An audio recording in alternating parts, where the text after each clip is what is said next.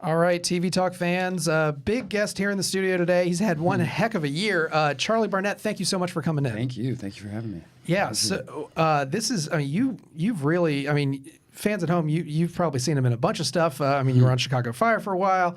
This past year, I mean, you've got Russian Doll, Tales of the City coming through, and then now you're joining a little show called You, which I've heard is I've heard it's kind of popular. Little big show. Yeah, it's kind of popping there. So let's just get into it. What brought you? How'd you get into Russian Doll? It's kind of a long story. I've been telling this story, so I feel like it's free game now. I held Samira Wiley. Samira Wiley is a good friend of mine. Oh, okay. And we went to college together in Juilliard. Awesome. And one of my best friends, I held her bachelorette party. I have no clue why she thought I would be the best option for that, but it did succeed. But in doing that, I invited all the Orange is the New Black girls. This is like right when she was doing that.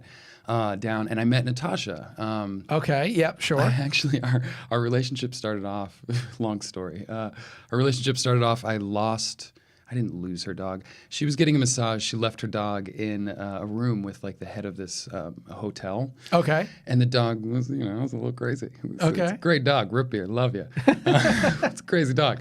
And so they asked me to take him on a walk. And so I took him on this walk, and Natasha comes running out of the hotel, like screaming at me, "Why the fuck did you take my dog?" That was our first like moment of like, "Hey, how's it going? Nice to meet you." That's one way to meet somebody. Steal their dog. Start off hot. Of course, I love dogs, so of course I took care of it. But aftermath, we had a dinner and we started talking about our lives and breaking it down. And I went to her birthday the other day, and she told me that conversation really was what initiated Alan for her.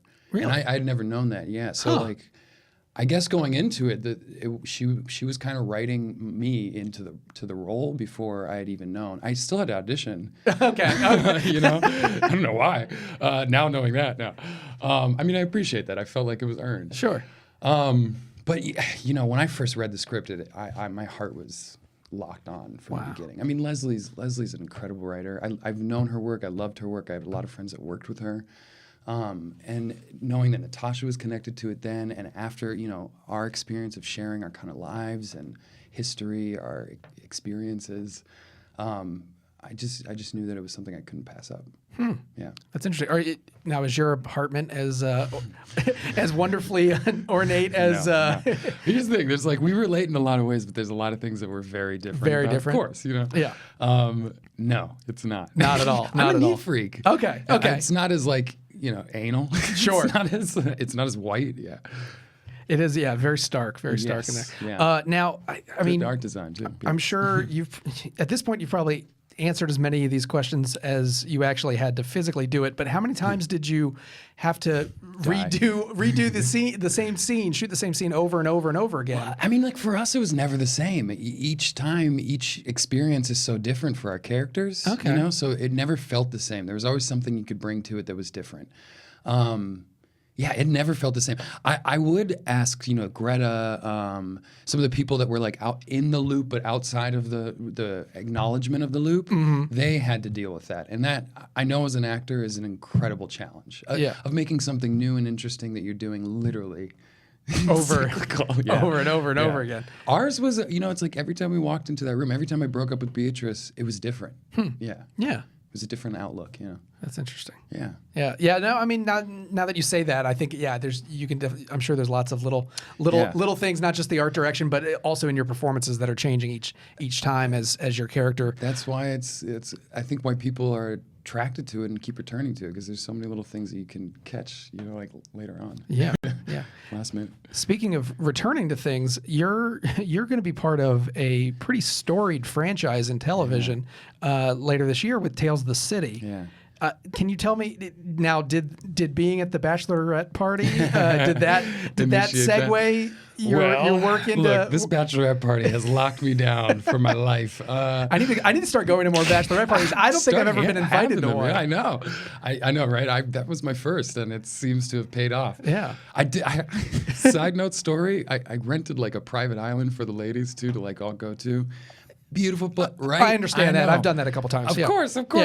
Look, I'm from Florida, and this is in Miami, so I was like, oh, it was on the cheap. I was kind of like, well, let's do a little like side deal. Let's get this. Nice. We get there. It is covered with trash. It was like raining crazily. Half of the women were in like linen gowns and heel. You know, they look gorgeous. Yeah. They're like doing a day up. Private island. I totally like Fire Island. I was just thinking, yeah, did you actually have a hand in the fire festival? I think I did. I think I did. I had a little side one in Miami. Anybody, next year, huh? Yes, no, that did have a connection, I guess. Samira, obviously. Sure. Samira, more than anything, has been my good luck charm. She's she's the link here in your career. Her wife is the showrunner of Right. Tales of the City. She's taken on the helm and kind of bringing this new life to it, which she's incredible, Lauren Morelli. But she approached me about this role, and I auditioned for this one, legit, and they had to convince everybody in it. But it was a little of a through line. That's really interesting. Yeah, I mean, what are your thoughts about? I mean, we haven't seen it yet, but you're taking on a pretty meaty role it's been in the books. I don't know how much it was in the. I don't remember if this role was in the previous miniseries. Well, it's not in the previous miniseries. The books span over. I think there's 9 of them. I believe, and I haven't actually even read. I read the first one. Okay. And kind of skipped the middle in between because I'm not in any of those. Gotcha. And we're not actually even focusing on those. It's part of the history, of course. But Armistead says himself that he's like there shouldn't be any correlation between the two. It's kind of like same people, different stories, new experiences. Gotcha. And so this one picks up with this new series that he picked up with in the last 4 books that start around like 2014 or something like that. Gotcha. But I am in there. Okay. I am a white guy. Yeah. I don't know, I'm half white. I don't know. So there's a lot slightly of differences. slight difference. There's differences between all the characters. Yeah. There's little things that are off. Yeah. That's really interesting. Yeah, because I mean, Michael's kind of been a big part of the show, the series, as you will, and so now you're kind of jumping in, and you're playing his much younger boyfriend. Much younger. Murray would hate that. Yes. I'm just going with the descriptions I've Murray. seen. I apologize, Murray. His younger boyfriend Ben. Yes. And what was it like to work with Murray, and then Laura Linney and all these Olympia. Go on, yeah. It's crazy. Ellen. The list goes on and on and on. Where do I start? Murray is incredible. Murray and I had a very special, connection and relationship, obviously because we're in a relationship on screen. Sure. But our lives have been kind of rolling around each other. I had a best friend that was another Juilliard best friend that's was on Looking. Oh, okay. So I was a big fan and have watched a lot of his stuff. So we automatically, kind of keyed in. And he's incredible. And he's a great actor and just so loving and available. Everybody else. It's like, I'll start with Laura. She is literally like, first and foremost, she's changed my life. She kind of like set me on a sobriety path. A lot of it was initiated from Russian Doll, I will say, and from going through that experience filming it, I had to face a lot of demons of my own. And Natasha, is famously sober and has dealt with a lot. And she was a big kicking off point. And Laura, who's dealt with addiction in her family and loved ones, connected me with her husband and kind of led me down a really beautiful path. It's like changed my life. And it's weird that it's like related up at this point where I'm like working now, but I can't not help but be like, oh, look, my life is clear and I'm getting some accolades, some shit from it. I don't know. Can I say that? Yeah. Okay. No, I mean, you have had a banner year right now. Yeah. I mean, and then to top it all off, a bachelorette party in which I was wasted at, though, I'll say. Okay, so it started bring it low. all back around. It started low, and now you're up here, and I have no hatred towards alcohol. Just me and it, not a good mix. It happens. It happens. Yeah. And that's really good that you're able to own that. Oh yeah, I mean I'm very proud of it. Yeah. And Laura, through filming and through just friendship, I mean she's been incredible. Everybody has. Yeah. Olympia, I I have some great stories about it. I won't go into them, but yeah. No, that's really interesting. I'm really curious to see how the show works on Netflix. I mean, it's bounced around over the decades. I mean, it started for our viewers that don't remember. It started on PBS back in like '93 or whatever, and then 94, and then Showtime did the revivals. Next 2 seasons, yeah, and they so, were shorter even. Yeah. I think I might be off track by saying this, but I'm pretty sure Netflix got all of them too, and they're going to start airing. Oh, great! Yeah, before it comes out. So can bring a whole new audience in to see the whole story unfold over the years. The cool thing, I mean, like with the years spanning in between, they're entirely different production teams, entirely different locations. So it's like, it's interesting to watch them all and be like, wow, these are. And the same story, same people, but so much switched out, and it's going to continue through with ours. It's almost like a reinventing or relook, which I think Armistead found to be really important. He wants everybody to relate to these characters, despite your sexual orientation, your gender, your race, anything. Yeah. And that makes it more open-ended, I feel like, too, in a really interesting way. Yeah. What was it like filming on the streets of San Francisco? We were only there for like a week. We were filming in the streets of Yonkers, New York, for most of it. I hope that we get a chance to go back and do a lot more, but because of I think a lot of the actors having bases and other work, like Ellen was working on like 3 other things. Yeah. Laura Linney was filming like in Atlanta half the time. I know that Olympia just finished a Broadway show. Oh, wow. Yeah. And I think she had just lost her partner, her husband. So I think she needed to, keep base there. Unfortunately we couldn't do much, and plus San Francisco's expensive. Yeah, and it's real expensive. I'm assuming, I'm hoping that you guys are kind of going to touch on that a little bit throughout the series. I mean, how it's changed so much since the late 70s. We do. It's definitely a point for me and Michael, for our characters. But we had, San Francisco is incredible, and it's just iconic to film. It's so great to film, to be in this world, and like, first and foremost, film, to be an actor.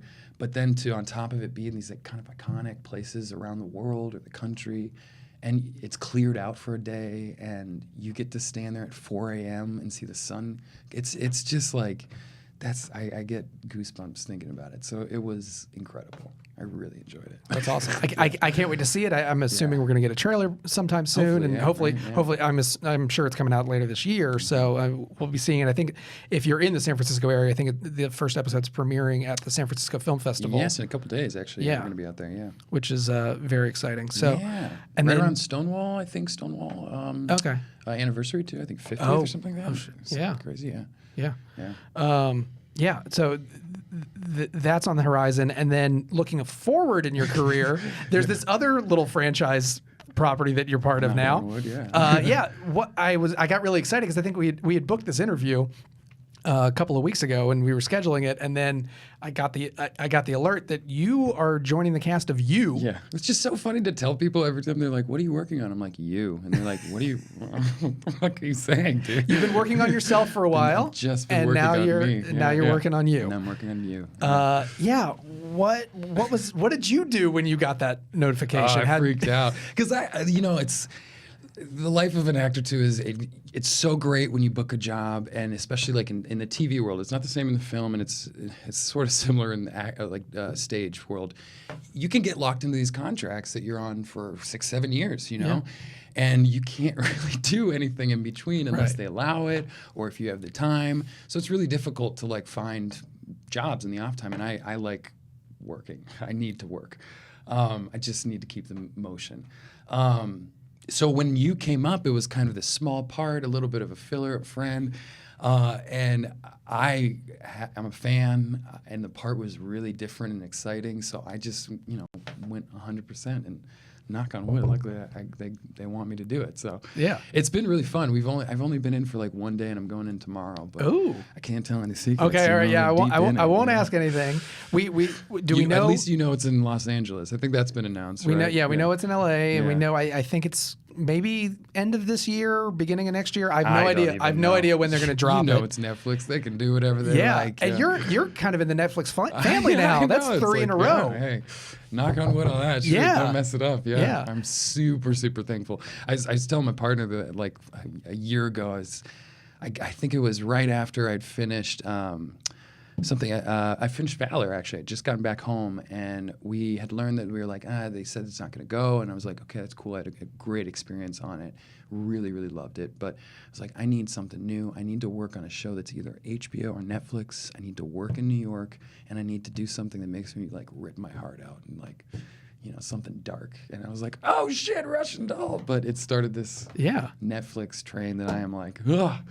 Ride it. Thank the secret, thank whatever. Whatever the hell I put out there. Thank you. You're doing something right. Shoot. And yeah, if you haven't watched Russian Doll yet, it's a fantastic watch. Thanks, man. It goes in directions you could never expect, even if you tried. So it's 8 episodes. It's worth every second of it. Highly recommend. And then Tales of the City and You are coming up later this year, maybe. We'll see. We'll be on the lookout for it. So, Charlie, thank you so much for coming in. Thank you. Appreciate it. Yeah.